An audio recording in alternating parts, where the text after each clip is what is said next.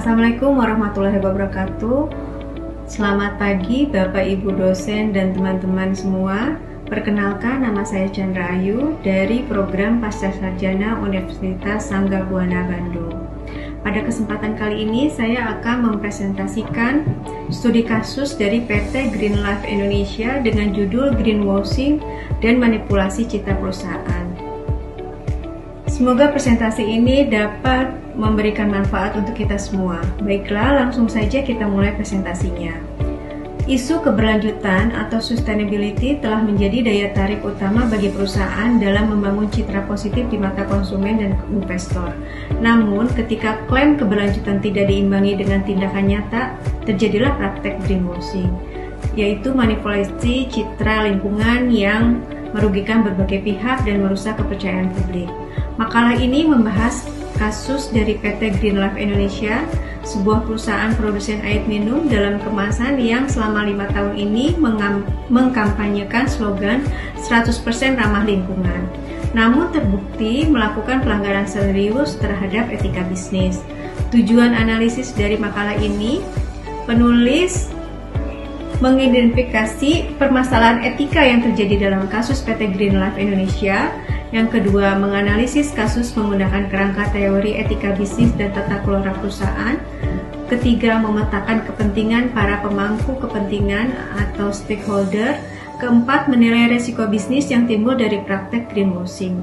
Dan yang terakhir, merumuskan alternatif solusi dan strategi implementasi yang aplikatif.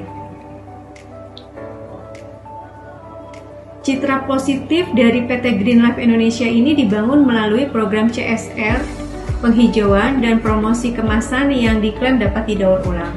Tetapi fakta investigasi dari media, lebih dari 80% limbah plastik tidak pernah didaur ulang, mempertahankan pemasok yang mencemari sungai, sustainability report juga hanya menampilkan data positif, menyembunyikan pencemaran, dan dari pihak direksi menyatakan tindakan masih dalam batas wajar, sehingga dapat yang ditimbulkan adanya penurunan tajam harga saham perusahaan, konsumen melakukan boikot massal terhadap produk. Investor mulai menarik investigasi, pemerintah membuka investigasi resmi, dan adanya krisis multidimensi, baik dari segi finansial, sosial, dan keberlanjutan jangka panjang. Identifikasi permasalahan etika. Pertama, adanya pelanggaran kejujuran dan transparansi. Adanya klaim 100% ramah lingkungan tidak didukung dengan faktanya karena ditemukan lebih dari 80% limbah plastik tidak pernah didaur ulang, merupakan klasik greenwashing untuk keuntungan komersil. Yang kedua, adanya manipulasi pelaporan di mana sustainability report sengaja hanya menampilkan data positif dan menyembunyikan data pencemaran. Pelanggaran prinsip full disclosure dan fair reporting. Adanya pembiaran dan pelanggaran rantai pasok, di mana mempertahankan kerjasama dengan pemasok yang membuang limbah ke sungai, bukan sekedar lalai, tapi membiarkan dan memperoleh keuntungan dari praktek perusak lingkungan. Yang keempat, adanya eksploitasi kepercayaan konsumen, di mana program CSR dan penghijauan digunakan sebagai image laundering saja, untuk pengalih perhatian dari praktek bisnis inti yang merusak lingkungan. Manipulasi terhadap kepercayaan konsumen terlihat di sini. Kelima, adanya pembenaran diri oleh direksi, di mana pernyataan direksi bahwa pelanggaran masih dalam batas wajar, menunjukkan kegagalan tata kelola level tertinggi dan lemahnya budaya etis organisasi. Kelima permasalahan ini saling terkait dan mencerminkan adanya kegagalan sistemik pada tata kelola perusahaan, bukan sekedar kesalahan operasional atau komunikasi pemasaran.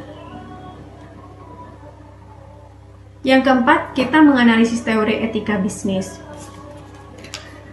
Perusahaan gagal menyeimbangkan kepentingan multi-stakeholder. Konsumen diperlakukan sebagai objek pemasaran, bukan pihak yang berhak mendapat informasi jujur. Masyarakat sekitar sungai pun dikorbankan demi efisiensi biaya. Investor diberi informasi menyesatkan. Jadi hanya adanya shareholder primasi yang sempit. Yang kedua, dari teori triple bottom line triple bottom line dari Elkington, adanya dari segi profit, planet, dan people. Faktanya hanya mengoptimalkan 1 dari 3 pilar, yaitu dari profit saja, melakukan keuntungan agresif melalui pencitraan murah dibandingkan dengan investasi nyata daur ulang. Yang ketiga dari ESG framework, dari environmental, adanya kegagalan total karena terjadi pencemaran sungai, limbah plastik pun tidak terkelola. Dari segi sosial, merugikan konsumen pastinya karena memberikan informasi menyesatkan dan komunitas lokal. Governance, titik paling kritis, kegagalan internal kontrol, dan sustainability report dimanipulasi tanpa audit independen. Dari teori corporate governance, akuntabilitas direksi defensif menyebut pelanggaran masih dalam batas wajar. Pengawasan Dewan Komisaris gagal verifikasi sustainability report, dan resikonya, dari segi resiko tidak ada sistem whistleblowing atau audit independen. Jadi adanya pelanggaran prinsip taruh hampir keseluruhan. Dari analisis stakeholder bisa kita lihat di sini tingkat pengaruh yang paling tinggi adalah konsumen, investor, dan pemerintah. Mereka memberikan kombinasi kepentingan dan pengaruh tertinggi. Sedangkan masyarakat di sekitar sungai merupakan prioritas moral, dampak paling langsung, risiko jangka pendek. Adanya penurunan tajam harga saham dan likuiditas, boikot konsumen, penurunan penjualan signifikan, investigasi pemerintah pun adanya sanksi, denda, pencabutan izin sementara. Kerusakan reputasi viral di media sosial, dan adanya tekanan hukum, yaitu adanya potensi gugatan dari konsumen dan LSM. Untuk resiko jangka panjang, erosi kepercayaan struktural membutuhkan bertahun-tahun untuk pulih. Yang kedua, adanya presiden hukum yang memberatkan. Divestasi investor institusional dengan mandat ESG, kesulitan rekrutmen talenta berkualitas pastinya, kerusakan hubungan mitra bisnis, adanya resiko sistemik, jadi regulasi lebih ketat untuk seluruh sektor. Klasifikasi resiko, reputasi atau kehilangan kepercayaan publik, adanya hukum dan kepatuhan, sanksi atau gugatan. Dari segi finansial, penurunan saham, boikot dan investasi. Dari segi operasional, adanya gangguan rantai pasok. Keempat kategori ini saling berkaitan dan memperkuat. Alternatif solusi. Alternatif solusi itu ada 3. Pertama, defensif. Keuntungannya biaya jangka pendek lebih rendah, tapi mempunyai kelemahan atau resiko krisis berkepanjangan karena sanksi lebih berat dan kepercayaan sulit pulih. Yang kedua, adanya pengakuan terbatas. Keuntungannya meredakan tekanan jangka pendek dengan biaya moderat, tapi mempunyai kelemahan, beresiko dianggap greenwashing lanjutan, kepercayaan tetap rentan runtuh kembali. Yang ketiga, transparansi penuh. Pemulihan kepercayaan berkelanjutan, keuntungannya, resiko hukum jadi berkurang, selaras dengan prinsip ESG. Tapi kelemahannya membutuhkan biaya dan waktu lebih besar dalam jangka pendek. Rekomendasi adalah alternatif yang ketiga, yaitu transparansi penuh, karena selaras dengan stakeholder teori, triple bottom line, dan praktek ESG yang baik, memberikan fondasi pemulihan reputasi yang paling kokoh dalam jangka panjang. Strategi implementasi dan rekomendasi tata kelola bisnis yang beretika. Strategi implementasinya, tahap pertama adanya melakukan pengakuan dan transparansi, membutuhkan waktu 0-3 bulan. Jadi, akui kesalahan secara terbuka dan tidak defensif. Tunjuk auditor dan investigator yang independen, publikasikan temuan investigasi secara utuh, hentikan kerjasama dengan pemasok yang bermasalah. Masuk ke tahap kedua, adanya remediasi nyata dalam waktu 3-12 bulan. Program pemulihan lingkungan sungai, melakukan investasi infrastruktur daur ulang terverifikasi, mengkompensasi masyarakat terdampak, supplier code of conduct ditambah dengan adanya audit berkala. Tahap terakhir adalah rekonstruksi kepercayaan. Ini membutuhkan waktu sampai 1-3 tahun.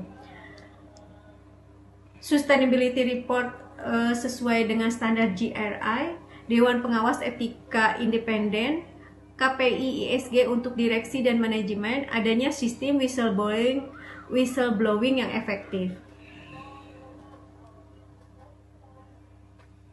Rekomendasi tata kelola bisnis yang beretikanya mewajibkan verifikasi independen atas setiap klaim lingkungan sebelum dipublikasikan, memperkuat peran komite audit dan komisaris independen dalam mengesahkan laporan berkelanjutan berdasarkan bukti, menerapkan kebijakan rantai pasok yang etis lengkap dengan audit berkala, membangun sistem pelaporan pelanggaran whistleblowing yang aman dan efektif, mengintegrasikan indikator ISG ke dalam penilaian kinerja direksi, bukan sekedar target finansial semata. Yang keenam, membangun budaya akuntabilitas di level tertinggi perusahaan, di mana respon terhadap kesalahan adalah mengakui dan memperbaiki, bukan meminimalkan dan membela diri.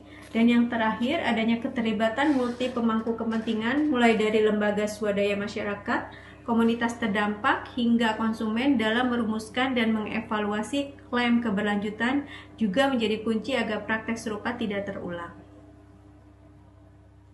Kesimpulannya, kasus PT Greenlife Indonesia merupakan contoh nyata greenwashing multidimensi yang melibatkan pelanggaran etika bisnis secara sistemik, adanya ketidakjujuran dalam klaim pemasaran dan manipulasi laporan keberlanjutan, pembiaran pelanggaran lingkungan melalui rantai pasok, dan adanya eksploitasi kepercayaan konsumen melalui program CSR sebagai image laundering. Analisis teori menunjukkan kegagalan pada semua dimensi, baik stakeholder teori, triple bottom line, ISG, dan corporate governance. Solusi yang direkomendasikan transparansi penuh dan remediasi komprehensif dengan strategi implementasi yang bertahap. Jadi, bukan sekedar kesalahan komunikasi pemasaran, melainkan kegagalan tata kelola perusahaan yang memungkinkan kesenjangan antara citra dan kenyataan dibiarkan selama bertahun-tahun. Pemulihan membutuhkan perubahan struktural pada sistem pengawasan dan budaya etis perusahaan. Terima kasih. Demikian paparan studi kasus yang dapat kami sampaikan. Semoga bermanfaat untuk kita semua. Assalamualaikum warahmatullahi wabarakatuh.